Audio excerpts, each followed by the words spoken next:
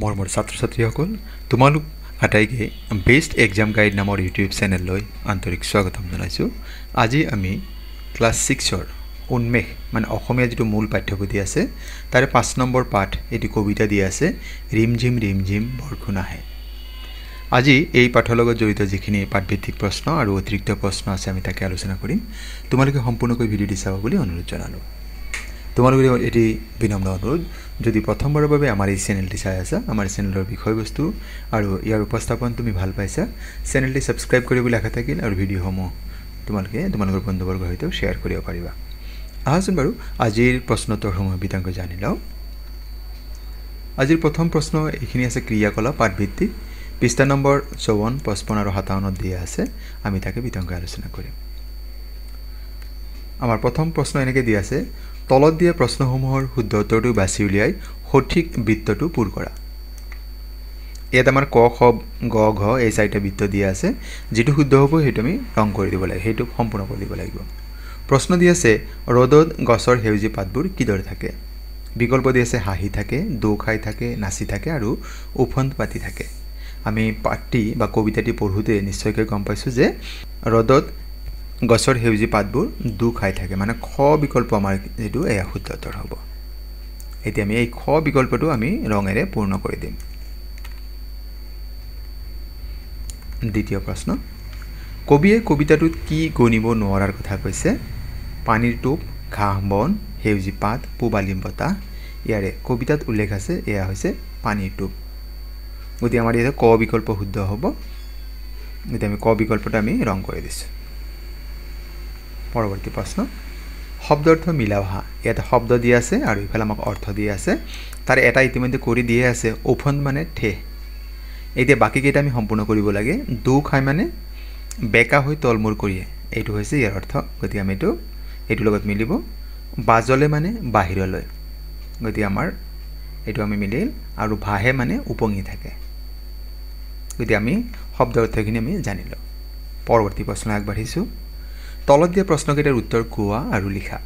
কবিয়ে পথাৰ আৰু গছৰ সেউজীয়া পাতবোৰ ৰ'দত কেনেদৰে থাকে বুলি কৈছে। ইয়াৰ উত্তৰটি এনেকুৱা হ'ব, কবিয়ে পথাৰ আৰু গছৰ সেউজীয়া পাতবোৰ ৰ'দত শুকাই দু খাই থাকে বুলি কৈছে। এইখিনি লিখিলে আমাৰ এই প্ৰশ্নৰ উত্তৰ সম্পূৰ্ণ হ'ব। পৰৱৰ্তী প্ৰশ্ন, কবিয়ে পানীৰ টোপালবোৰ কিয় গণি শেষ কৰিব নোৱাৰোঁ বুলি কৈছে। ইয়াৰ উত্তৰটি হ'ব এনেকুৱা, কবিয়ে পানীৰ টোপালবোৰ অকণি অকণি হোৱা বাবে গণি শেষ কৰিব নোৱাৰোঁ বুলি কৈছে। পৰৱৰ্তী প্ৰশ্ন, কবিয়ে কি গীত শুনি ভাল পায়। ইয়াৰ উত্তৰ, কবিয়ে বৰষুণৰ ৰিমঝিম গীত শুনি ভাল পায়। পৰৱৰ্তী প্ৰশ্ন, কবিতাটোত কোনে কোনে হাঁহে, উফন্দ পাতে আৰু চকুপানী টুকে বুলি কৈছে। কবিতাটোত বিজুলীয়ে হাঁহে, ডাৱৰে উফন্দ পাতে আৰু আকাশে চকুপানী টুকে বুলি কবিয়ে কৈছে। পৰৱৰ্তী প্ৰশ্ন, কবিয়ে কাগজৰ নাও কেতিয়া আৰু ক'ত মেলি দিয়ে। বৰষুণ আঁতৰিলে কবিয়ে নিজৰাত কাগজৰ নাও মেলি দিয়ে। কোনে নাও মেলি দিয়ে? কবিয়ে। ক'ত এৰি দিয়ে? নিজৰাত। গতিকে এইখিনি আমি শুদ্ধকৈ লিখিব লাগিব। পৰৱৰ্তী প্ৰশ্ন, কবিয়ে কোনে ক'ত আৰু কি হৈ ভাহে বুলি কৈছে। ইয়াৰ উত্তৰ হ'ব এনেকুৱা, ঢৌৱে ঢৌৱে নাও নীলা আকাশত জোন হৈ ভাহে বুলি কবিয়ে কৈছে। এইখিনি আছিল আমাৰ পাঠভিত্তিক যিখিনি প্ৰশ্ন কবিতাৰ লগত জড়িত। এতিয়া আমি অন্য প্ৰশ্ন কিছুমানলৈ আগবাঢ়িছোঁ। 4 নম্বৰ প্ৰশ্ন, তলত দিয়া প্ৰশ্নসমূহৰ উত্তৰ বাছি উলিয়াই শব্দজালত ঘেৰ দিয়া আৰু লিখা। আমি এই শব্দজাল যিটো আছে ইয়াত আমি পাই যাম। কবিয়ে কি বতাহে নাচি নাচি কথা পাতেহি বুলি কৈছে। কবিতাটিত উল্লেখ আছে এয়া হৈছে পূবালী বতাহে। উত্তৰটি হ'ব এনেকুৱা, উত্তৰটি হ'ব কবিয়ে কি বতাহে নাচি নাচি কথা পাতেহি বুলি কৈছে। উত্তৰটি হ'ব পূবালী। আমি ইয়াতে এইখিনি পূবালী শব্দটো আমি এইখিনি মাৰ্ক কৰি দিছোঁ। দ্বিতীয় প্ৰশ্ন, কবিয়ে পানীৰ টোপ কি কৰিব নোৱাৰোঁ বুলি কৈছে। কবিয়ে পানীৰ টোপ গণিব নোৱাৰোঁ বুলি কৈছে। ইয়াতে গণিব শব্দটো পালোঁ আমি উত্তৰ। ইয়াতে আমি গণিব শব্দটো আমি ইয়াতে ৰং কৰি এতিয়া আমি ঘেৰি দিছোঁ। কাৰ সেউজী পাত দু খাই থাকে। আমি নিশ্চয় জানো গছৰ সেউজী পাত দু খাই থাকে। গতিকে ইয়াত আমি গছৰ শব্দটো আমি ইয়াতে ঘেৰি দিছোঁ। আৰু পৰৱৰ্তী প্ৰশ্ন, কবিয়ে ৰিমঝিম কৈ কি অহাৰ কথা কৈছে। ইয়াৰ শুদ্ধ উত্তৰটি হৈছে বৰষুণ। আৰু আমি ইয়াতে বৰষুণ শব্দটো ইয়াতে আমি মাৰ্ক কৰি দিছোঁ। গতিকে প্ৰথম শব্দ আছিল পূবালী পূবালী ইয়াতে পালোঁ বিচাৰি গণিব ইয়াতে গণিবটো আমি পাইছোঁ ইয়াতে গছৰ শব্দটো আমি ইয়াতে পাই গৈছোঁ আৰু একেবাৰে শেষৰ যিটো উত্তৰ আছিল কবিয়ে ৰিমঝিম কৈ কি হোৱাৰ কথা কৈছে বৰষুণ আমি সেই শব্দটো ইয়াতে যিটো শব্দজাল আছিল আমি তাতে বিচাৰি পালোঁ পৰৱৰ্তী প্ৰশ্ন আগবাঢ়িছোঁ তলত দিয়া কবিতাৰ স্তৱককেইটা গদ্যৰ ওপৰত লিখা আৰু পঢ়া এটা আমাক কৰি দিয়া আছে বাৰু এটুপা দুটুপা কৰি বৰষুণ আহে গছলতা ঘাঁহে বনে মিচিকি হাঁহে ইয়াৰ গদ্যৰূপ মানে ইয়াত কবিতাৰ আকাৰত লিখা আছে এইখিনি আমি গদ্যৰ ওপৰত লিখিলে এনেকুৱা হয় যেতিয়া এটুপ দুটুপকৈ বৰষুণ পৰে তেতিয়া গছলতা ঘাঁহ বনে মিচিকি আহে অৰ্থাৎ বৰষুণৰ পানী পাই গছলতা ঘাঁহ বনবোৰ সজীৱ হৈ উঠে এতিয়া ইয়াতে আমাক অন্য এটা স্তৱক দি আছে ইমান পানীৰ টোপ নোৱাৰো গণিব ভাল পাওঁ ৰিমঝিম গীতহে শুনিব ইয়াত আমি গদ্যৰূপ লিখিলে এনেকুৱা হ'ব যেতিয়া ৰিমঝিমকৈ বৰষুণ আহে বৰষুণৰ টোপালসমূহ গণিব নোৱাৰে কবিয়ে তথাপিও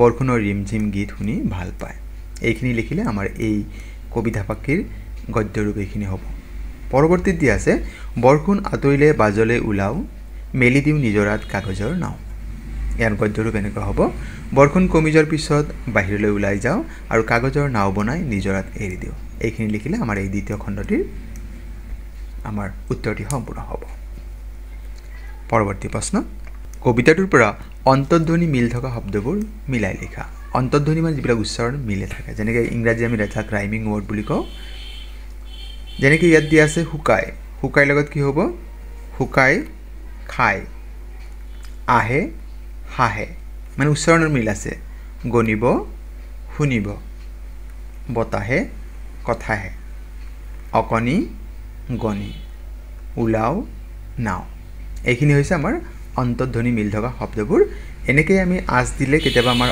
অলপ ভুল হোৱাৰ সম্ভাৱনা থাকিব পাৰে সেইবাবে আমি পোনপটীয়াকৈ লিখিলে বেছি ভাল হয় সেইখিনি মই দেখুৱাই দিছোঁ এটা আঁচ দিও দেখুৱাই দিছোঁ আৰু আমি যদি মানে পোনপটীয়াকৈ লিখি দিওঁ তেতিয়া আমাক এনেকুৱা হ'ব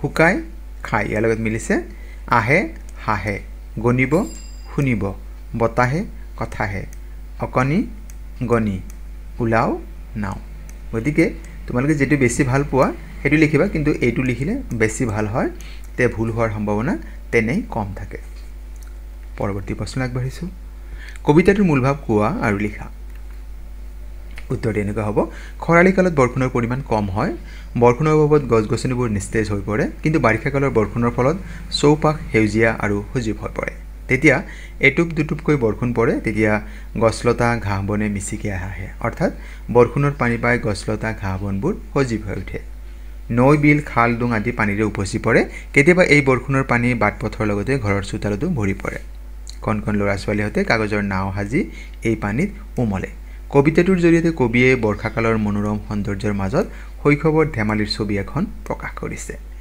এইখিনি লিখিলে আমাৰ কবিতাটোৰ মূলভাৱ সম্পূৰ্ণ হ'ব পৰৱৰ্তী প্ৰশ্ন তলত দিয়া শব্দকেইটাৰ বিপৰীত অৰ্থ বুজোৱা শব্দবোৰ কবিতাটোৰ পৰা বাছি উলিয়াই লিখা যিখিনি আমি উত্তৰ লিখিম এই প্ৰশ্নৰ উত্তৰ হিচাপে বিপৰীত অৰ্থ বুজোৱা শব্দ অপজিট ৱৰ্ড আমি যাক কওঁ গতিকে এইখিনি আমি লিখিম ক'ৰ পৰা লিখিবলৈ কেৱল কবিতাটোৰ আছে সেইবিলাকহে লিখিব লাগে অন্যবিলাক লিখিলে নহ'ব গতিকে ইয়াত দিয়া আছে কান্দে পাৰো ডুবে জপাই আৰম্ভ আৰু সোমাও এইকেইটাৰ আমি বিপৰীত অৰ্থ বুজোৱা শব্দ লাগে প্ৰথমতে আমি কান্দো জানি লওঁ কান্দে তাৰ বিপৰীত কি হ'ব হাঁহে পাৰো নোৱাৰো যেনেকৈ গণিব নোৱাৰো বুলি কৈছিল যে ডুবে ভাহে জপাই মেলি দি আৰম্ভ শেষ সোমাও ওলাও গতিকে এইখিনি লিখিলে আমাৰ অপজিট ৱৰ্ড যিখিনি আছিল বিপৰীত অৰ্থ বুজোৱা শব্দ কবিতাটোৰ পৰা সেইখিনি আমাৰ সম্পূৰ্ণ হৈছে পৰৱৰ্তী প্ৰশ্ন বাক্য ৰচনা কৰা ইয়াত কেইটামান শব্দ দিয়া আছে পথাৰ বৰষুণ ডাৱৰ নিজৰা আৰু নাও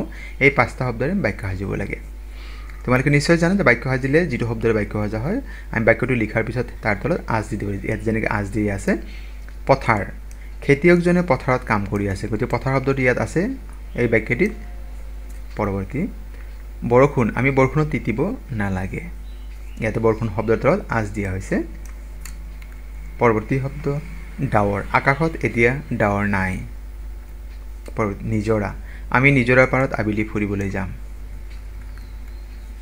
এটা দিয়া আছে শব্দ নাও মাছমৰীয়াজনে নাৱত উঠি মাছ মাৰি আছে গতিকে এনেকৈ যেতিয়া তোমালোকে পৰীক্ষাত লিখি দিবা বানানবিলাক শুদ্ধকৈ লিখিবা আখৰ ভালকৈ লিখিবা তোমালোকে 100 নম্বৰ লাভ কৰিব পাৰিবা পৰৱৰ্তী প্ৰশ্ন এইখিনি আমাৰ অতিৰিক্ত প্ৰশ্ন আৰু ইয়াৰ লগত জড়িত উত্তৰ এতিয়া আমি জানি ল'ম কেইটামান অতিৰিক্ত প্ৰশ্ন আৰু তাৰ উত্তৰসমূহ ৰিমঝিম বৰষুণ আহে নামৰ কবিতাটিৰ ৰচক কোন বা এই কবিতাটো কোনে ৰচনা কৰিছে ইয়াৰ উত্তৰটি হ'ব নৱকান্ত বৰুৱা নৱকান্ত বৰুৱাই কি ছদ্মনামেৰে শিশু সাহিত্য ৰচনা কৰিছিল তাৰমানে তেখেতে যেতিয়া শিশুসকলৰ বাবে যিখিনি লিখা মেলা কৰিছিল সেইখিনি তেওঁ নিজৰ নাম মানে নৱকান্ত বৰুৱা হিচাপে নহয় অন্য এটা নামেৰে লিখা মেলা কৰিছিল সেই নামটি হৈছে এখুদ ককাইদেউ পৰৱৰ্তী প্ৰশ্ন কোনখন গ্ৰন্থৰ বাবে নৱকান্ত বৰুৱাই সাহিত্য অকাডেমি বঁটা লাভ কৰিছিল ইয়াৰ উত্তৰটি হ'ব ককা দেউতাৰ হাড় নামৰ গ্ৰন্থৰ বাবে নৱকান্ত বৰুৱাই ৰচনা কৰা যিকোনো তিনিটা শিশু উপযোগী গ্ৰন্থৰ নাম লিখা ইয়াৰ উত্তৰসমূহ এনেকুৱা শিয়ালি পালেগৈ ৰতনপুৰ মাখনৰ কুকুৰা পোৱালি মই টুনিয়ে টুনটুনালো এই তিনিখন হৈছে নৱকান্ত বৰুৱাই ৰচনা কৰা শিশু উপযোগী গ্ৰন্থ মৰমৰ ছাত্ৰ ছাত্ৰীসকল আজিৰ বিষয়বস্তু ইমানেই তোমালোকে আজিৰ বিষয়বস্তু আৰু ইয়াৰ উপস্থাপন কেনে পালা কমেণ্ট যোগে জনাবাচোন আৰু পৰৱৰ্তী ভিডিঅ'টো ক্লাছ 6ৰ কোনটো টপিক বিচাৰিছা কমেণ্ট যোগে জনাবা আমি নিশ্চয় সেই বিষয়ৰ ভিডিঅ'টো অতি সোনকালে আপলোড কৰিবৰ কাৰণে চেষ্টা কৰিম আৰু তোমালোকে আজিৰ এই ভিডিঅ'টি সম্পূৰ্ণকৈ চোৱাৰ বাবে তোমালোকক জনাইছোঁ অশেষ ধন্যবাদ